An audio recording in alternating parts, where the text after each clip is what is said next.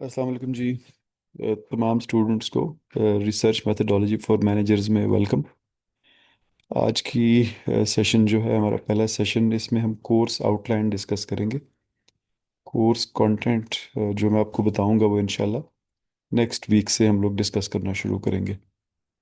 और मैं आपको एक जनरल मेथडोलॉजी भी बताऊंगा कि जिसके तहत हम इस कोर्स को आगे लेके चलेंगे, क्योंकि ये एक डिफरेंट कोर्स है मल्टीपल सेंसेस में।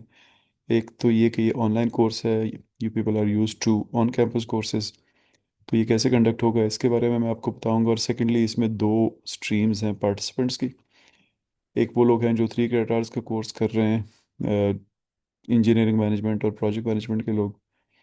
और एक वो स्ट्रीम है जो कि 1 क्रेडिट का कोर्स कर रही है, जो कि CS रिलेटेड डिपार्टमेंट्स और मैथ्स के लोग हैं। तो दोनों के लिए हम कैसे चलेंगे वो मैं आपको इंशाल्लाह एक्सप्लेन करूंगा। तो जी, हमारा कोर्स, इसके कोड्स आपके सामने लिखे हुए हैं। इसके मज़ीद और कोड्स भी पॉसिबल हैं, क्योंकि 1 क्रेडिट के पार्टिसिपेंट्स भी हैं, तो शायद उनका कोड कोई और लिखा हुआ हो। हम लोग इंशाल्लाह 3 से 6 बजे संडे को इसकी क्लासेस कंडक्ट किया करेंगे। As you would come to know later के, हमें ऑनलाइन कोर्स में इतनी लंबी क्लास की ज़रूरत नहीं होती, क्योंकि Q&A का हम एक अलग सेशन करते हैं। तो एक आपकी कंटेंट की वीडियो होगी या जूम मीटिंग होगी, और एक Q&A सेशन अलग से होगा। तो वो मैं आपको बताऊंगा कि उसका हमारा क्या तरीका होगा। तो बेसिकली रिसर्च मेथडोलॉजी का कोई भी जो कोर्स होता है, उसका मकसद ये होता है कि स्टूडेंट्स को रिसर्च करने का तरीका बताया जाए। और ये जनरली उस वक्त किया जाता है जब आप अपनी थीसिस के करीब होते हैं। इवन थीसिस के करीब आप ना भी हों, तो अगर आप हायर एजुकेशन के प्रोसेस से गुजर रहे होते हैं, तो आपसे एक्सपेक्ट किया जाता है कि आपको रिसर्च करने का फॉर्मल तरीका आता होगा। आप MS करके या PhD करके फील्ड में जाते हैं, तो जो लोग आपकी सर्विसेज ले रहे होते हैं, कोई यूनिवर्सिटी या कोई भी ऑर्गेनाइजेशन, तो वो उम्मीद करते हैं कि चूँकि आप हायर एजुकेशन कंप्लीट करके आए, तो आपको step by step research process का पता होगा। इन्वेस्टिगेशन किसी भी चीज़ की कैसे की जाती है, वो एक लॉजिकल फ्लो आपको पता होना चाहिए। तो इस कोर्स का बेसिक मकसद आपको वो फ्लो सिखाना है। रिसर्च प्रोसेस में जो मुख्तलिफ चीज़ें होती हैं उनका समझ लें कि एक क्रोनोलॉजिकल एक सीक्वेंस में फ्लो इस तरह होता है कि सबसे पहले आपको रिसर्च प्रॉब्लम मिलता है या रिसर्च क्वेश्चन मिलता है। वो एकेडमिक सेटिंग्स में एक थ्योरेटिकल क्वेश्चन भी हो सकता है। थ्योरेटिकल क्वेश्चन का मतलब है कि शायद उसकी प्रैक्टिकल सिग्निफिकेंस इस वक्त ना हो, फ्यूचर में शायद हो जाए, तो शायद अभी भी हो। और कोई प्रैक्टिकल या एक्शन रिसर्च का क्वेश्चन भी हो सकता है, जैसे फॉर एग्जांपल आप किसी इंडस्ट्री में काम कर रहे हैं और वहाँ पे आप किसी पर्टिकुलर एरिया में प्रोडक्टिविटी बढ़ाना चाहते हैं, कॉस्ट कम करना चाहते हैं, सप्लायर सिलेक्शन बेहतर करना चाहते हैं। तो ये सारे रिसर्च क्वेश्चंस या रिसर्च प्रॉब्लम होते हैं। तो पहला स्टेप ये होता है कि आपने ढूंढना होता है या आपको दिया जाता है प्रॉब्लम। उसका नेचुरली दूसरा स्टेप ये होता है कि आप उसके बारे में पढ़ते हैं, यानी कि आप ये जानने की कोशिश करते हैं कि इस टॉपिक पे पहले किन लोगों ने क्या क्या काम किया। अगर प्योर टेक्निकल चीज़ है तो आप ये जानना चाहते हैं कि ये रिसर्च कहाँ तक पहुँच चुकी है। जैसे फॉर एग्जांपल, आप ड्रोन्स पे रिसर्च करना चाहते हैं, तो it is important to know कि ऑलरेडी इस वक्त इंडस्ट्री ड्रोन्स में कहाँ तक जा चुकी है। जैसे ड्रोन्स में जो क्वाडकॉप्टर ड्रोन्स होते हैं जो बैटरीज पे चलते हैं, उनमें जो की परफॉर्मेंस इंडिकेटर होता है बैटरीज का, वो होता है watt hours for every kilogram of battery weight. तो आप देखना चाहेंगे कि इस वक्त दुनिया कहाँ पहुंच चुकी है। तो आपको शायद पता चले कि 300 से 400 तक दुनिया पहुंच चुकी है। तो आप वहाँ से आगे रिसर्च करना चाहेंगे।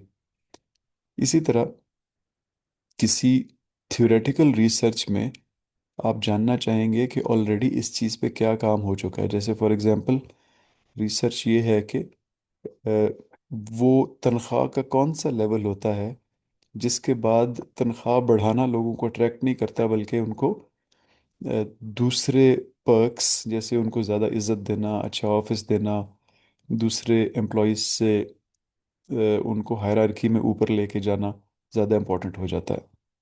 तो आप फिर देखना चाहते हैं कि इस पे पहले क्या रिसर्च हो चुकी है, तो आपको पता चलता है कि अमेरिका में कभी रिसर्च हुई थी जो जहाँ पे $70,000 की फिगर आई थी। फिर आप बाकी दुनिया में देखते हैं, फिर आपके लिए एक बेस लाइन इस्टेब्लिश हो जाती है जिसके बाद आप अपना काम करना शुरू करते हैं। तो लिटरेचर रिव्यू का आइडिया ये होता है कि आप देख लें कि इस पे पहले क्या हो चुका है, ताकि आपको व्हील री इन्वेंट ना करना पड़े। जहाँ तक पहले लोग चले गए हैं आप उससे आगे चलें। अब ये करते हुए आप बहुत सारे रिसर्च पेपर पढ़ लेते हैं। जब आप रिसर्च पेपर पढ़ लेते हैं तो इसका मतलब होता है कि आप अपने आप को दुनिया की रिसर्च कम्युनिटी के साथ अलाइन कर लेते हैं। इसका ये भी मतलब होता है कि आप एक पर्टिकुलर जर्नल का अगर आपने रिसर्च पेपर पढ़ा और वहाँ से आगे चले, तो उस जर्नल में ही फिर आप अपना काम सबमिट करा सकते हैं, ये कह के कि देखें आपने पब्लिश किया था इस चीज़ को और आपने बताया था कि दुनिया में ये टॉपिक पे रिसर्च यहाँ तक पहुँच चुकी है, मैंने उससे आगे रिसर्च की है। तो नेचुरली फिर आपकी जो रिसर्च या पोटेंशियल पब्लिकेशन होती है वो एक अच्छी कैंडिडेट बन जाती है उसी जर्नल में पब्लिश होने के लिए। जब आप रिसर्च रिव्यू कर लेते हैं तो आपको आइडिया हो जाता है कि मैं जिस प्रॉब्लम को रिजॉल्व करने की कोशिश कर रहा हूँ, सॉल्व करने की कोशिश कर रहा हूँ, वो कौन से वेरिएबल्स से वेरी होता है। जैसे आपका प्रॉब्लम फर्ज करें ये है कि आपका वज़न ज़्यादा हो गया, तो लिटरेचर रिव्यू से आपको पता चल जाएगा कि वज़न ज़्यादा या कम होता है खाने से, एक्सरसाइज से, मे बी स्ट्रेस लेवल से, इस तरह और भी फैक्टर्स हो सकते हैं, जेनेटिक्स से। तो आपको वो वेरिएबल्स पता चल जाते हैं जिनको चेंज करने से वो प्रॉब्लम, जो आपका प्रॉब्लम एरिया है, वो चेंज होता है या वेरी होता है। इन अदर वर्ड्स, वाई अगर आपका वेरिएबल ऑफ कंसर्न है, आउटकम ऑफ कंसर्न है जो कि आपका वजन है, तो आपको वो 3 4 5 जितने भी एक्सेस हैं जिनकी वजह से वाई ऊपर जाता है या नीचे जाता है वो पता चल जाते हैं। एटलीस्ट एक बेस लाइन के तौर पे पता चल जाते हैं। हो सकता है कि आप कहें कि नहीं, मेरे कॉन्टेक्स्ट में एक और भी वेरिएबल है जिसका इस पे फर्क पड़ता है। सोशल साइंसेज में ये काफ़ी ज़्यादा होता है कि आपके कॉन्टेक्सचुअल वेरिएबल्स भी होते हैं। इंजीनियरिंग साइंसेज में जनरली कॉन्टेक्सचुअल वेरिएबल्स कम होते हैं। तो ये जो वेरिएबल्स आपको पता लगते हैं और इनका रिलेशनशिप उस चीज़ के साथ जिसको आप ठीक करना चाहते हैं या आगे लेके जाना चाहते हैं, इस रिलेशनशिप को हम रिसर्च फ्रेमवर्क कहते हैं। तो आप अपना एक रिसर्च फ्रेमवर्क डिज़ाइन करते हैं लिटरेचर रिव्यू करने के बाद। उसके बाद आप एथिकल कंसिडरेशंस को भी देखते हैं। हम इंशाल्लाह डिटेल में देखेंगे इसके बारे में, लेकिन ब्रॉडली आइडिया ये है कि आप जिस एरिया में रिसर्च कर रहे हैं उनसे रिलेटेड लोगों को पता हो कि आप क्या रिसर्च कर रहे हैं। लोगों का डेटा ले रहे हैं तो वो डेटा सेफ रहना चाहिए, उनके बारे में आगे लोगों को नहीं पता चलना चाहिए अननेसेसरली। और अगर कुछ पता चलता है तो वो उनकी इजाज़त से पता चलना चाहिए जिसके बारे में डेटा है। इसी तरह सेंसिटिव डेटा, फॉर एग्जांपल किसी का मेडिकल का डेटा, यानी उसकी हेल्थ से रिलेटेड डेटा, या उसकी इवन साइकोलॉजिकल हेल्थ से रिलेटेड डेटा, अगर मे भी अपने ख़ानदान के बारे में डिटेल ना बताना चाहता हो, ये भी अपने फाइनेंसिस के बारे में, बैकग्राउंड के बारे में ना बताना चाहता हो, तो आपने फिर उस चीज़ की रिस्पेक्ट करनी होती है। इसको हम इंशाल्लाह फिर डिटेल में देखेंगे कि एथिकल कंसिडरेशंस क्या होती हैं, ऑब्वियसली सब चीज़ों को डिटेल में देखेंगे। फिर आप डेटा इकट्ठा करते हैं। डेटा इकट्ठा ऐसे करते हैं कि आप एक सेट ऑफ क्वेश्चनेयर बनाते हैं।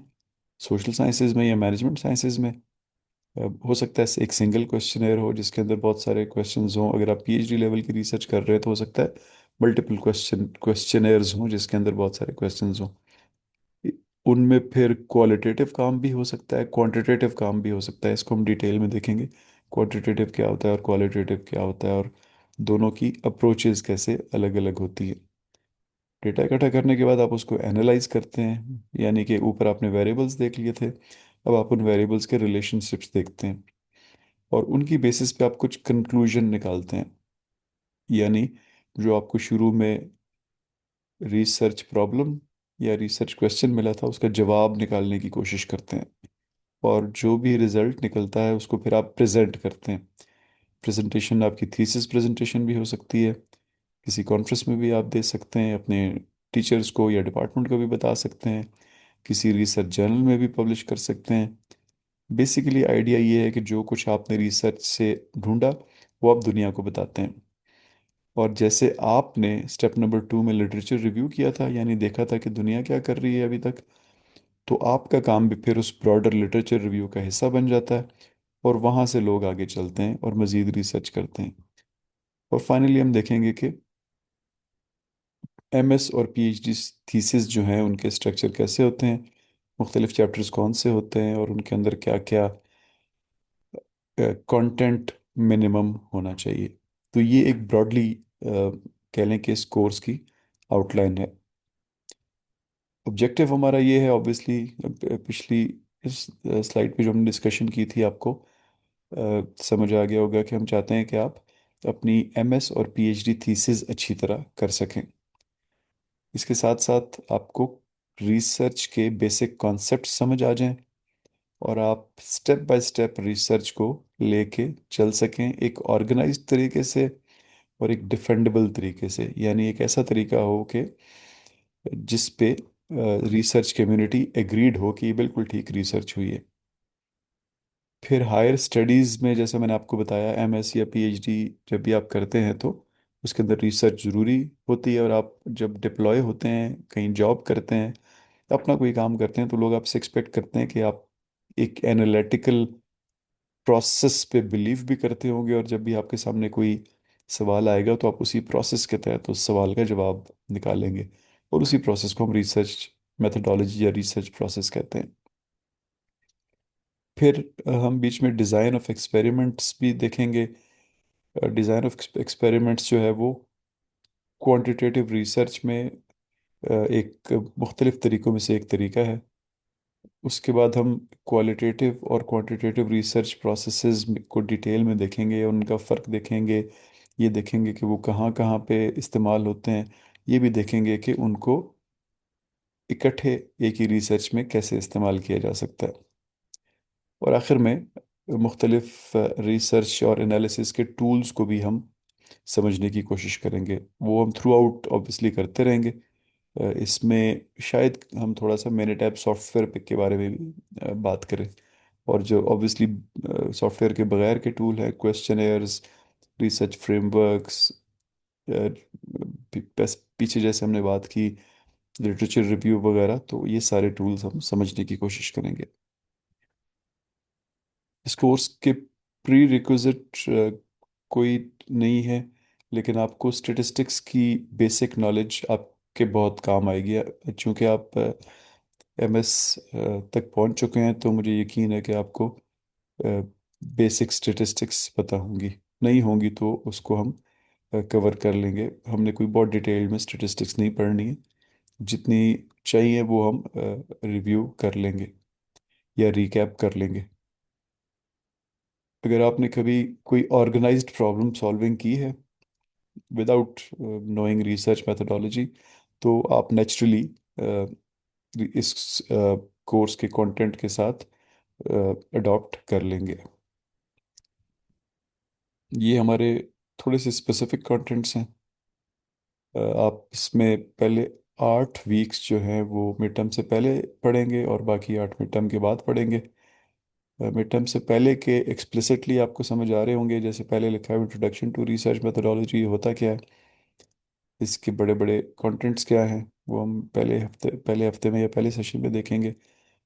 फिर रिसर्च मेथोडोलॉजी की मैपिंग देखेंगे कि उसके मुख्तलिफ कंपोनेंट्स क्या क्या होते हैं। फिर हम रिसर्च प्रोसेस जो कि हम जनरली थीसिस के लिए इस्तेमाल करते हैं उसके डिटेल्ड कंपोनेंट्स देखेंगे। फिर रिसर्च टॉपिक कैसे सिलेक्ट किया जाता है वो देखेंगे। लिटरेचर रिव्यू कैसे कंडक्ट किया जाता है, रिसर्च कैसे डिज़ाइन की जाती है, स्टैट्स को थोड़ा रिव्यू करेंगे।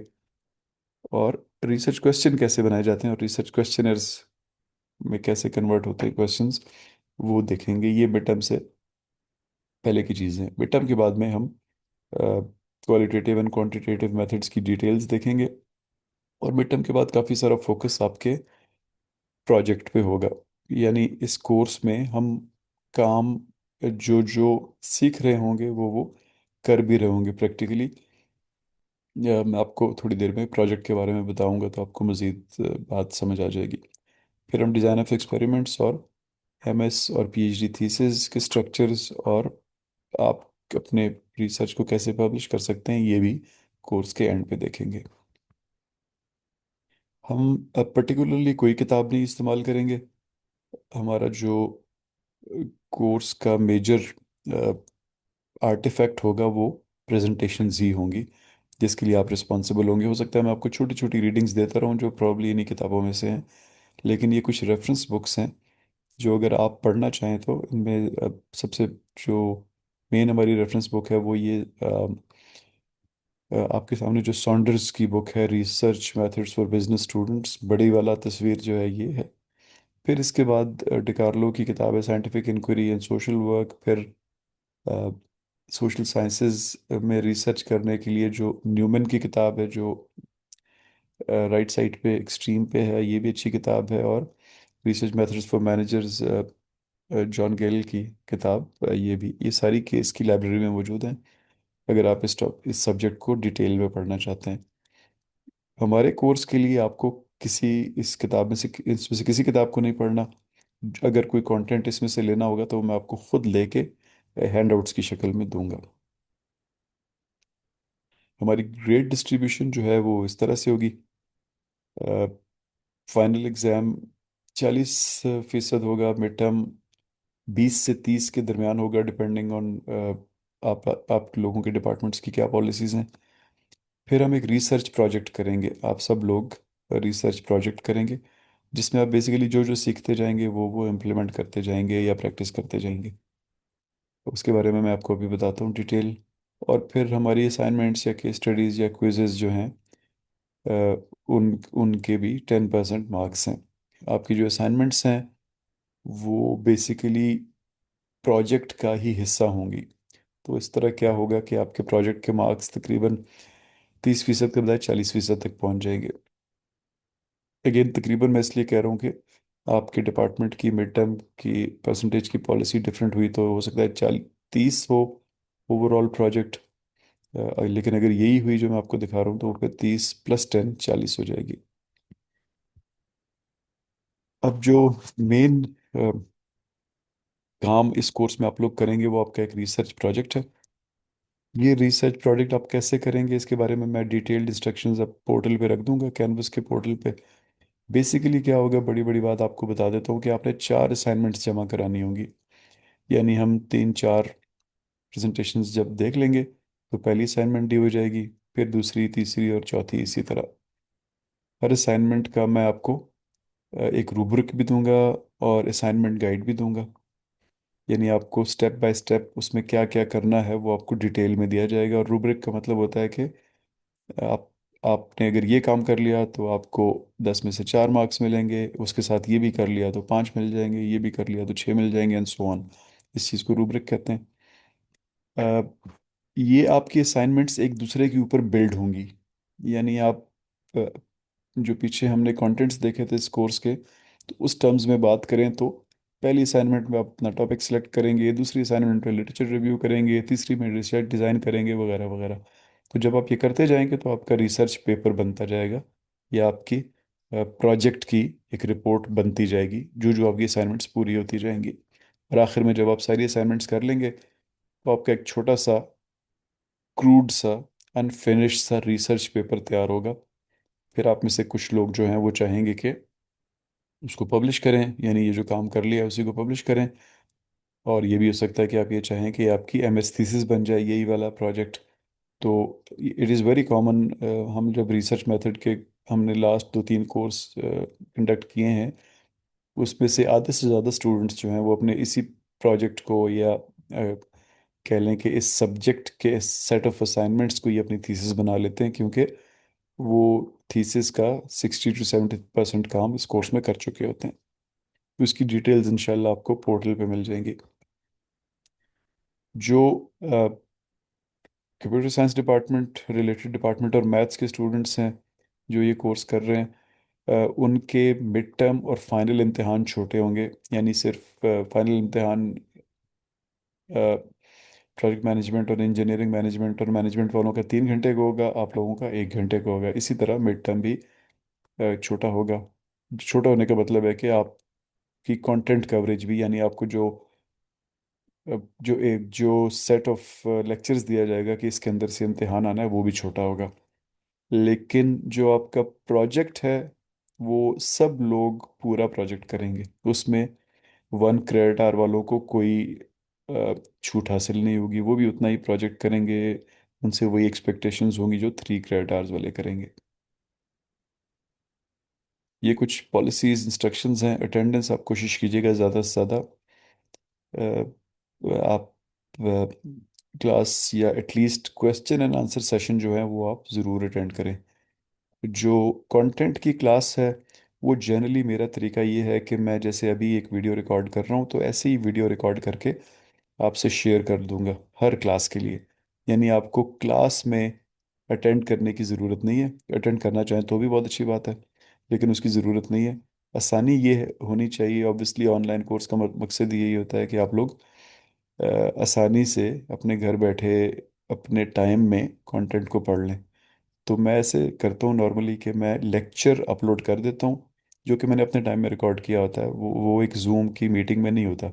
आप उस हफ्ते के दौरान उस लेक्चर को पढ़ लेते हैं जब भी आपको टाइम मिलता है, डिटेल में वीडियो देख लेते हैं। और फिर जब नेक्स्ट सेशन आता है, जैसे नेक्स्ट संडे होगा, तो उस संडे को आप लोग सब अटेंड करेंगे और उसमें क्वेश्चन एंड आंसर सेशन होगा। मैं पहले क्विकली गो थ्रू कर लूँगा कि मैंने वो जिसको कहते हैं ना TLDR, too long didn't read, उस मोड में मैं आपको बता दूंगा कि इस प्रेजेंटेशन की जो मैंने वीडियो शेयर की है उसमें बड़े बड़े कंटेंट्स क्या थे। और वहाँ से फिर चूंकि आप लोगों ने वीडियोस ऑलरेडी डिटेल में देख ली होंगी तो आप अपने सवाल पूछ सकेंगे और मैं आपको वहाँ पे जवाब दे दूंगा। वो सेशन भी रिकॉर्डेड होंगे। तो फिर हर वीक में प्रैक्टिकली ये हो रहा होगा कि आपके पास एक कंटेंट की वीडियोस होंगी। नॉर्मली 1 से 1.5 घंटे उन वीडियोस की ड्यूरेशन होती है। और आपके पास फिर क्वेश्चन एंड आंसर सेशन की भी वीडियोस होंगी, वो भी तकरीबन 1 से 1.5 घंटे के होते हैं। तो तकरीबन 2.5 घंटे का कंटेंट आपके पास हर वीक में यूट्यूब का कंटेंट मौजूद होगा जिसको आप बाद में जब चाहें रिविजिट कर सकते हैं। पार्टिसिपेशन जैसे मैंने आपको बताया, होप कि आप लोग एक्टिवली करेंगे। अगर आप नहीं करेंगे तो आप प्रोजेक्ट अच्छी तरह नहीं कर पाएंगे। और प्रोजेक्ट का परसेंटेज इतनी ज़्यादा है कि अगर आप प्रोजेक्ट अच्छी तरह नहीं कर पाए तो आप अच्छे ग्रेड भी नहीं ले पाएंगे। तो प्रोजेक्ट के टॉपिक्स क्या होंगे वो आप खुद सेलेक्ट करेंगे। मैं कुछ आपको सजेस्ट कर दूंगा, लेकिन मैं चाहूँगा कि आप अपने इंटरेस्ट के प्रोजेक्ट्स लेके आएँ। मैं आपको पिछली क्लास की एग्जांपल्स कुछ दे दूंगा, 10 12 15। मैं आपको बताऊंगा लोगों ने किन टॉपिक पे काम किया था, जिससे उम्मीद है कि आपको आपका भी दिमाग इंस्टिगेट होगा और आप अच्छे टॉपिक सेलेक्ट कर लेंगे।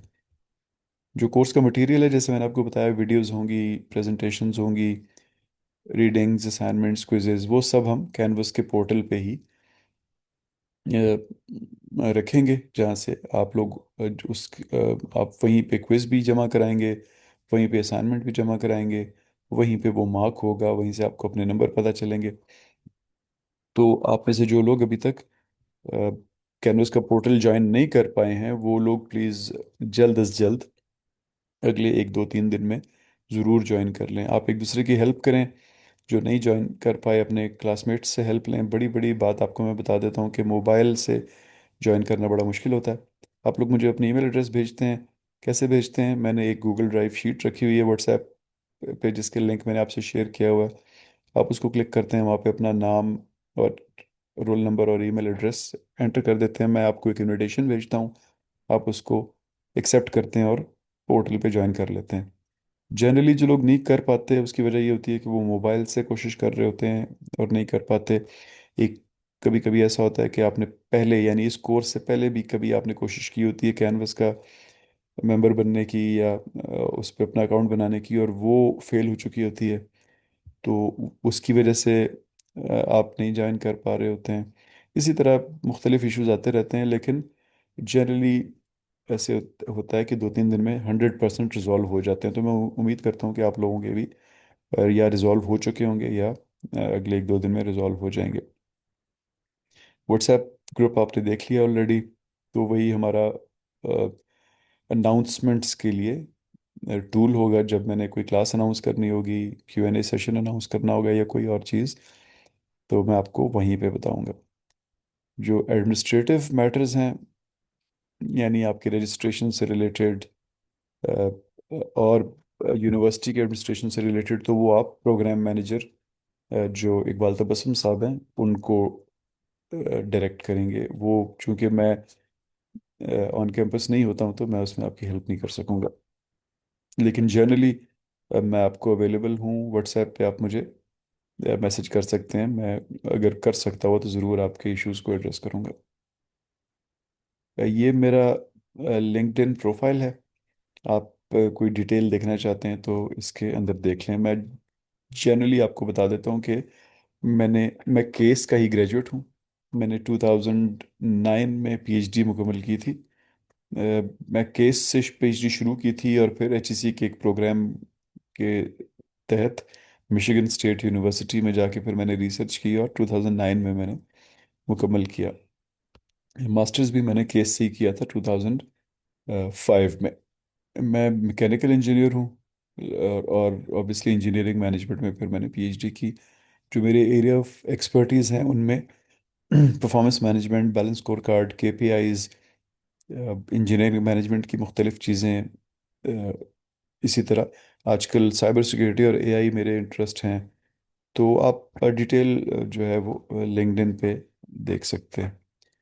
तो that is it for the course outline part ji.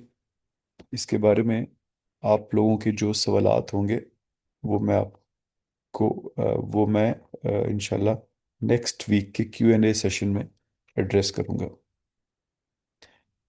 Thank you ji.